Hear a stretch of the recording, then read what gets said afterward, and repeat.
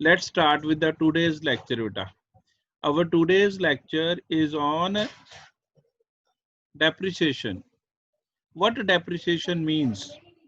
It means permanent decrease in the value of fixed asset due to normal wear, tear and use. This is like an expense or loss to the business. Depreciation वैसे तो benefit होता है बेटा, हमें जितना amount of depreciation हमें मिलेगा उतना हमें बेनिफिट होएगा बेटा.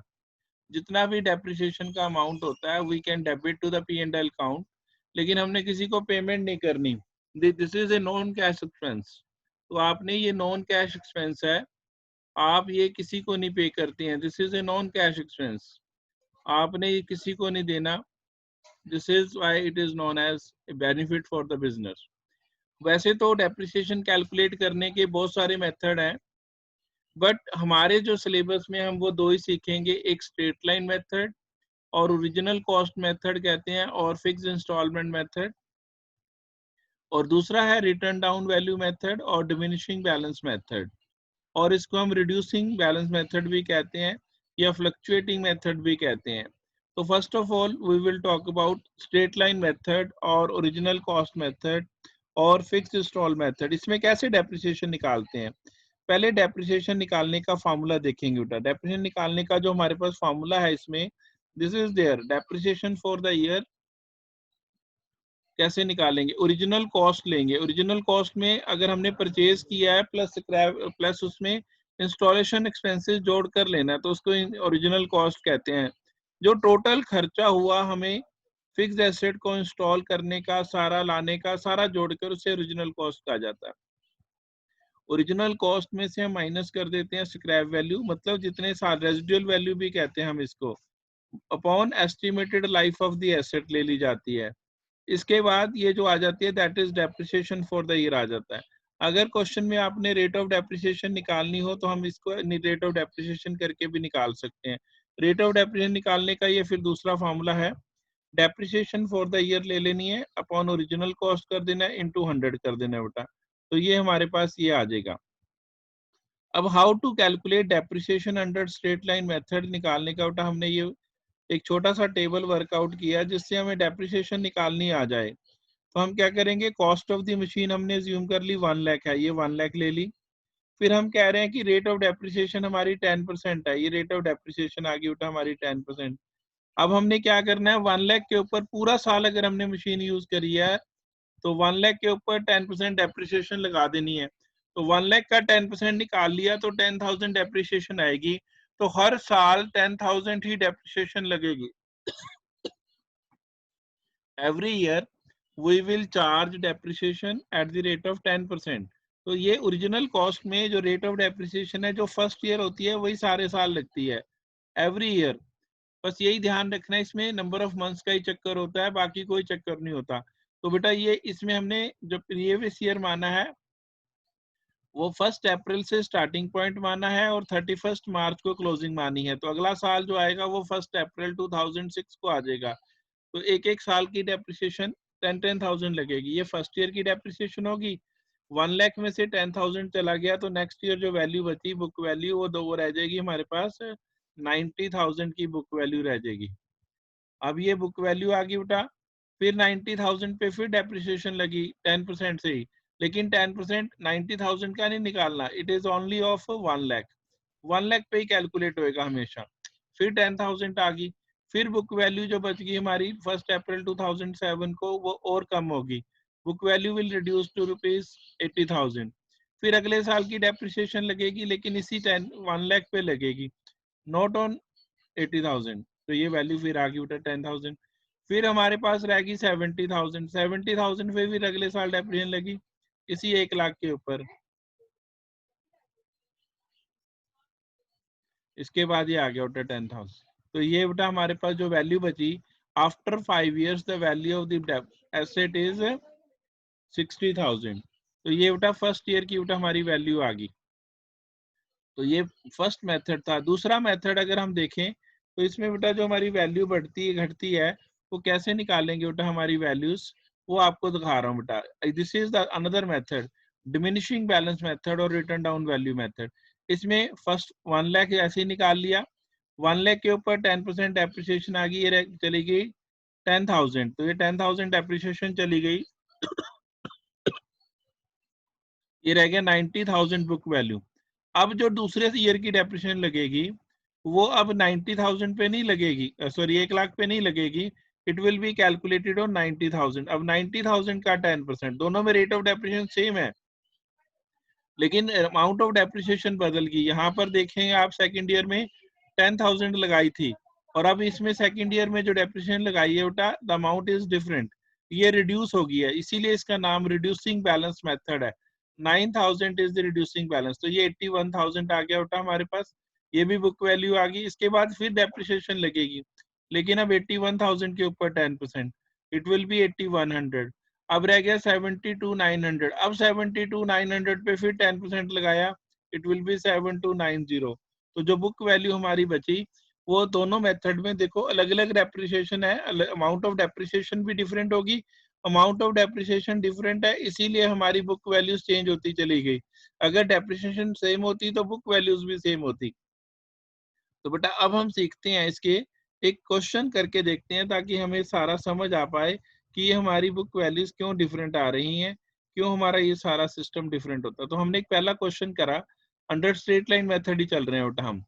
We are doing first question under straight line method. अगर आप इसे ध्यान से पढ़ें, on 1st April 2016, Mr. X purchased machine worth rupees 4,80,000 and spent 20,000 for its installation। तो ओरिजिनल कॉस्ट में ये दोनों जोड़ जाएंगे, 480 plus 20, original cost will be 5 lakh। Residual value of the machine is 50,000। Residual value means scrap value को ही residual value कहते हैं।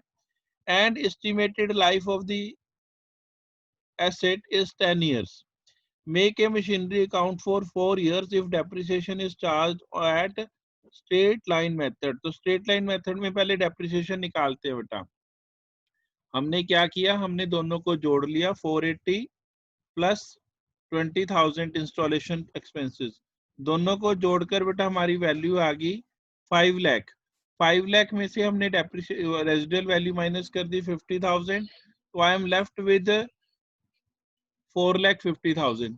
4,50,000 को डिवाइडेड बाय 10 कर दिया बेटा, 10 इयर्स एस्टिमेटेड लाइफ, तो ये हमारी जो डेप्रिसिएशन फॉर द ईयर है दैट विल बी 45,000, पूरे साल की डेप्रिसिएशन। अब हम इसका मशीनरी अकाउंट बनाने लगे बेटा। हमने 1 अप्रैल 2016 को मशीनरी खरीदी थी, हमने लिखा टू बैंक 480 का बेटा हमने खरीद लिए, फिर हमने टू बैंक इंस्टॉलेशन पे करी 20,000, तो 5 लाख टोटल हो गया बेटा। फर्स्ट ईयर डेप्रिसिएशन लगी, आप यहाँ से यहाँ का पीरियड देखें, 1 अप्रैल से 31 मार्च, इट इज कंप्लीट 1 ईयर, ये पूरे साल की डेप्रिसिएशन है, और पूरे साल की डेप्रिसिएशन हमने निकाली है 45,000। अगर मंथ्स कम होंगे तो उतने मंथ्स की भी लगाएंगे, अगले क्वेश्चन में हम मंथ्स कम कर देंगे। ये 45,000 चला गया बेटा, तो 5 लाख हमारा टोटल था, 5 लाख में से 45,000 हमने सब्ट्रैक्ट कर दिया, तो I am left with this balancing figure of 455। ये 4,55,000 हमारा आगे चला गया, this becomes opening for the next year, ये हमने आगे कैरी कर लिया, 4,50,000 हमने आगे कैरी कर लिया। तो अब इस साल की फिर डेप्रिसिएशन लगेगी, इस साल की डेप्रिसिएशन फिर 45,000। अब 455 में से 45 चला गया, तो बैलेंसिंग फिगर इज 410। ये जो बैलेंसिंग फिगर आ गई, ये फिर आगे नीचे कैरी करेंगे बेटा, स्ट्रेट लाइन में सेम डेप्रिसिएशन लगती है। फिर अगले साल फिर 45,000 डेप्रिसिएशन लगी, 410 में से 45 चला गया, तो I am left with balancing figure of 365। तो 365 की बैलेंसिंग फिगर बेटा मैंने अगले साल फिर कैरी कर ली, फिर जो डेप्रिसिएशन लगाई पूरे साल की, ये 45,000 की बेटा फिर लगा दी। तो अब मेरे पास जो वैल्यू बची वो 320 बची, और 320 नेक्स्ट ईयर की ओपनिंग होगी बेटा। ऐसे ही बेटा ये हमने करते जाना है, जितने साल का पूछे, इसमें कोई सेल नहीं है, कोई और परचेज नहीं है, कुछ नहीं करना था, सिंपल क्वेश्चन हमारा। स्ट्रेट लाइन मेथड पे डेप्रिसिएशन लगाते कैसे हैं ये मैंने बताया इस मशीनरी अकाउंट के माध्यम से। एक क्वेश्चन मैंने आपको करके दिखाया है, इसके नीचे बेटा इसका एक बिल्कुल सिमिलर पार्ट है, ये वाला क्वेश्चन आप करेंगे। दिस क्वेश्चन इन, मैं मार्क इसका कलर अलग कर देता हूँ, रेड कर देता हूँ, ताकि आप इसको याद रखें कि ये आपका ट्राई योर सेल्फ है, और लिख भी देता हूँ इसके साथ नीचे की ट्राई योर सेल्फ, ट्राई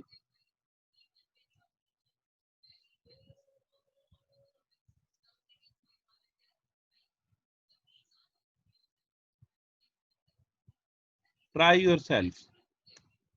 अब बेटा दूसरा क्वेश्चन, दूसरे क्वेश्चन में हमने दो चीजें नहीं सिखाने की कोशिश की है। पहला क्वेश्चन वाज वेरी इजी, हमने दो चीजें और सिखाने की, क्वेश्चन ऑलमोस्ट सेम है, जो दो चीजें हैं वो मैंने रेड में कर दी हैं। एक तो बेटा मैंने डेट ऑफ परचेज बदल दिया, अगर आप ध्यान से देखें वहां पर 1 अप्रैल 2016 था, यहाँ डेट ऑफ परचेज 1 अगस्त 2016 है, तो in the middle of the year हमने खरीदा। तो अगर हम मैं 1 अगस्त, ये वाली 1 अगस्त से लेकर 31 मार्च 2017 तक का पीरियड कैलकुलेट करता हूं, तो it is 8 months for the first 12 months. पहले पूरे 12 महीने की डेप्रिसिएशन थी, now I am calculating depreciation for 8 months. तो 8 मंथ्स की डेप्रिसिएशन बेटा हम कैलकुलेट कर रहे हैं, I am calculating for the first 8 months. अगर ये डेट बेटा मेरी 1 अप्रैल होती, ये वाली डेट 1 अप्रैल होती, तो बेटा हम पूरे साल की डेप्रिसिएशन कैलकुलेट करते। अभी जो हम डेप्रिसिएशन कैलकुलेट करेंगे this is for the first 8 months, तो पहले 8 मंथ्स की डेप्रिसिएशन कैलकुलेट होएगी बेटा। तो देखो हमने पहले डेप्रिसिएशन निकाल ली, जैसे पिछले क्वेश्चन में निकाली थी। ये 45,000 depreciation for the whole year है, पूरे साल की डेप्रिसिएशन है। इसको बेटा हमने 8/12 कर लिया, क्योंकि फर्स्ट ईयर में यहाँ से लेकर यहाँ तक it is a period of 8 months.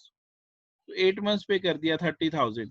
5 lakh था, 5 में से 30 चला गया 470, फिर 470 हमारा बैलेंसिंग फिगर आ गया। 470 इज माय बैलेंसिंग फिगर। ये बेटा हमने अगले साल ओपनिंग बना लिया इसे। अब जो है 470 आ गया, इसकी डेप्रिसिएशन बेटा फिर वैसे ही पूरी 45,000। पूरे साल की डेप्रिसिएशन यही रहती है, क्योंकि स्ट्रेट लाइन में डेप्रिसिएशन चेंज नहीं करती है, इट रिमेन्स द सेम। तो बेटा 45,000 डेप्रिसिएशन चलेगी, 470 में से 45 चला गया, तो I am left with 425 as the value.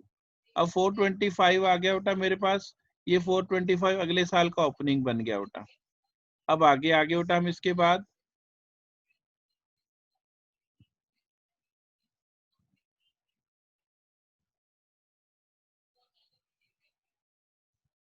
ये आ गया बेटा हमारे पास 425,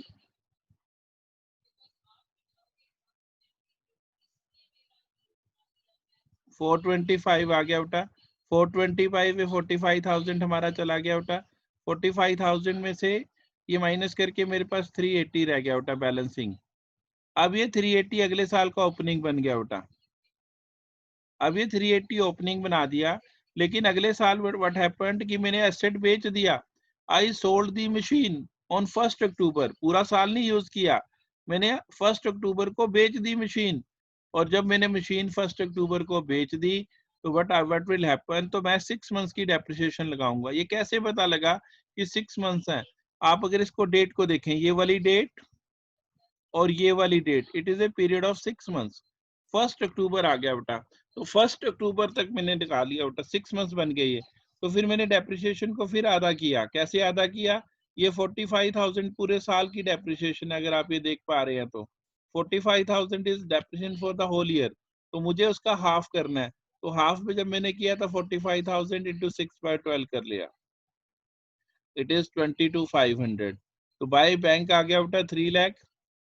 सेल अमाउंट लिखा हुआ था, it was sold for ₹3 lakh. ये गिवन है, मैंने अपनी तरफ से नहीं लिखा।